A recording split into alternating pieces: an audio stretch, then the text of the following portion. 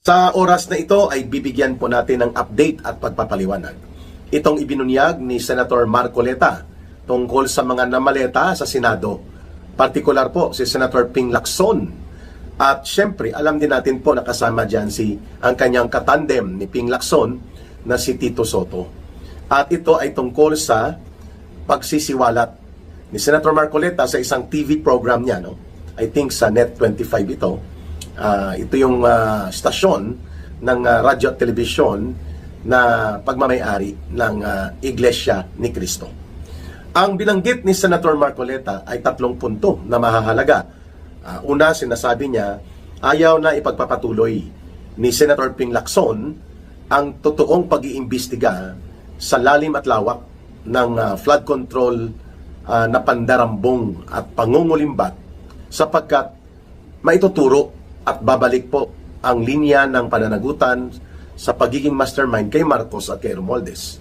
Kaya ang mga witnesses na very crucial, kagaya po ni Speaker Martin Romualdez mismo, na hindi po ipinapatawag kahit pa na nagbibigay na ito ng babala na isisiwalat niya ang katotohanan sa nalalaman niya matapos na magkaroon po ng anunsyo ang ombudsman na siya ay sasampahan ng kaso sa Sandigan Bayan, hindi rin ipinatawag, sabi ni Senator Marcoleta. Ito pa sila former Undersecretary Adrian Bersamin at itong Undersecretary Jojo Cades. Dito na, di ba pa mga witnesses, mga mag-asawang Diskaya, si dating Marine Sergeant Gotesa, and itong mga 18 former soldiers. Dinagdag pa ni Senator Marcoleta na kaya pala ayaw niya sundan ni Ping Lacson ang mga pag-iimbestiga at ipagpapatuloy dahil natatakot siya na mabubulgar din na nakinabang sila nila Tito Sotto doon sa maleta distribution. Wow! At ito ay tumutugma doon sa naunang salaysay ng mga 18 former soldiers na nakapag-deliver sila ng 8 billion pesos sa kay Yusek Adrian Bersamin bilang siya ang tagapagsalo at bagman direkta ni Bongbong Marcos Jr. 8 billion noong 2025. And ang 2025 po, election period yan para sa pagkasenador. At siyempre ng iba pa mga officials ng gobyerno sa local elections. At ito, sinasabi ni Senator Marcoleta na nakita niya sa listahan ng accounting ni Undersecretary Adrian Bersamin na si Ping Lacson ay kasama doon. Of course, sinabi na ito nila Congressman Igay Erese, sinabi na rin po ito ng ilang mga nakakita sa ebidensya na sinasabing cellphone and message conversation sa pagitan po ni Ginoong Marcos at ni Adrian Bersamin na siyang direktang bagman facilitator ni Marcos sa mga pagdi-deliver na ito at pagbubudega o pagtatago ng mga bilyones na pera. Itinuro po na si Ping Lacson ayon doon sa listahan ay mayroong natanggap na 250 million pesos di umano. Kay Tito Sotto, 250 million pesos din po. At nakalagay doon, expenses for senatorial campaign.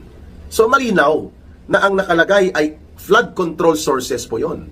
Ibig sabihin po yun ang mga pinagnanakaw na pera ng mamamayan na nilimas at kinulimbat nila Marcos at Romualdez na itinuturo ni Saldico. At ito ay ginamit sa eleksyon. Maalala po natin ay nasa alyansa po ng Bagong Pilipinas campaign noon na ang manager nito or national campaign manager ay si Congressman Toby Chanco. At yun nga ang binabanggit ni Toby Chanco, si Andrew E. may 68 million na talent fee. No? So, sky is the limit pala. Ang pamumudmud ng pera kina Ping Lacson at Tito Sotto kung pagbabatayan itong listahan ng mga nakulimbat at pinagnanakaw na mga pera mula sa kaban ng bayan na idinaan sa mga ghost flood control projects. Kaya ayaw na ni Ping Lacson na ipatawag pa itong si Undersecretary Adrian Bersamin bagamat pinangalanan niya ito sa kanyang mga pagpapahayag sa Senado sa privilege speech niya previously, pero nang makita niya na may accounting list, may mga nakalista ng expenses kung saan at sino ang pinagbigyan doon sa 8 billion mahigit na mga pera na pumasok kay Marcos Jr. sa lo ni Adrian Bersamin, umatras ang bayag ni Ping Lacson. Hindi na niya ipinatawag si Adrian Bersamin. Kung pagtatagpuin po natin ang expose na ito ni Senator Marcoleta, tumutugma ito sa naunang salaysay sa video revelation ni Saldico Tumutugma din po ito sa pagpapahayag na ginawa ng 18 former soldiers na mga security detailed kay Saldico. Ito rin po ang binabanggit ni Yusek Adrian Bersamin nang lumapit siya kay Congressman Leandro Leveste para humingi ng tulong. O, di ba?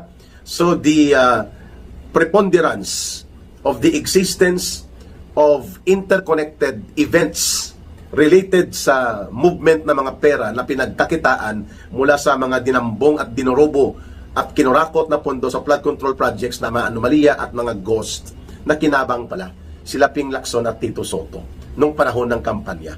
Sasabihin nila donation yon, whatever your reason, hindi po mapasusubalian at maitatanggi na kayo ay tumanggap at nagkaroon ng pakinabang mula doon sa pinagnanakaw ng mga pera sa taong bayan kung pagbabatayan itong confirmatory revelation na ibinunyag ngayon ni Senator Marcoleta sa kanyang TV program. Now we understand clearly why Ping Lacson is very defensive and natatakot siya mag-engage sa debate at interpellation kay Senator Marcoleta dahil namaleta din pala. Ayun! At kung kaya nais na niyang i-preterminate ang hindi pa talaga kompleto na Senate Blue Ribbon Committee report na ito at investigation sapagkat iniiwasan ni Ping Lacson na sumambulat beyond this control and beyond their capacity to manipulate ang scheme within the Senate Blue Ribbon Committee kasama si Tito Soto. Pangalawang punto na sinabi ni Senator Marcoleta at ito ang nakakabahala mga kababayan. Mayroon pa palang mga pumapasok na mga pinagnanakaw na mga pera at ito po ay isa sa Bureau of Customs. Nakalista din po doon 100 million per week. At ito ay mayroong naunang pagbubunyag si Ginoong Saldico doon sa kanyang video revelations, hindi po ba? At kung kaya naman po na binanggit ito ni Senator Marcoleta na may nakita siya doon, personally nakita niya ang thread of conversation and messages including ang accounting na pinaglilista ni former Undersecretary Adrian Bersamin na siyang naglilinya kay Marcos at kila Romualdez upang saluin ang mga pagbubudega at distribution ng idinideliver na mali-maleta, toni-tonelada ng mga pera. At nakalista doon, 100 million pesos per week ang tinatanggap mula sa Bureau of Customs.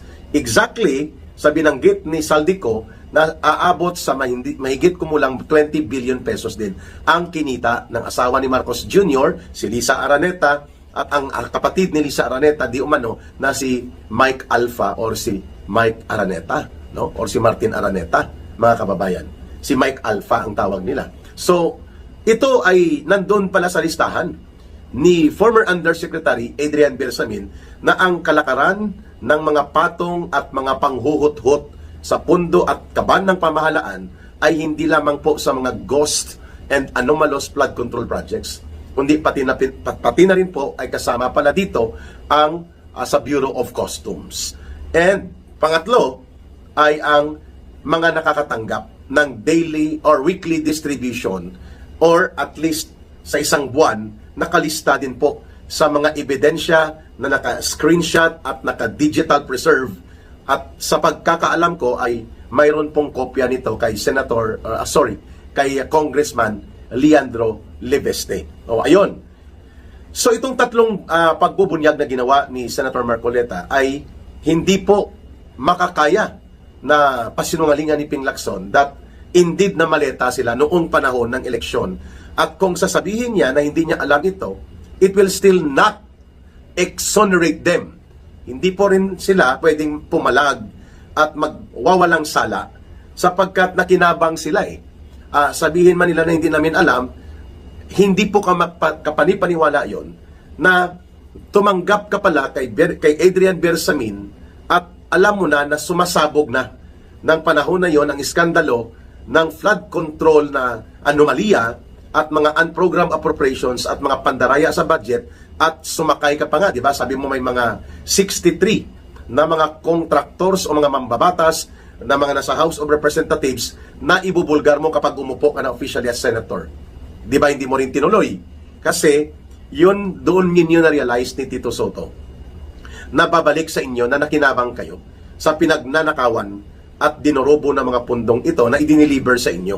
At ginamit na convenient excuse yung kampanya sa elections noong 2025 at ngayon nabubulgar na nanggaling pala talaga ang money making, ang fundraising ay ginawa po mula doon sa mga pagnanakaw at pangungurakot sa proyekto ng gobyerno.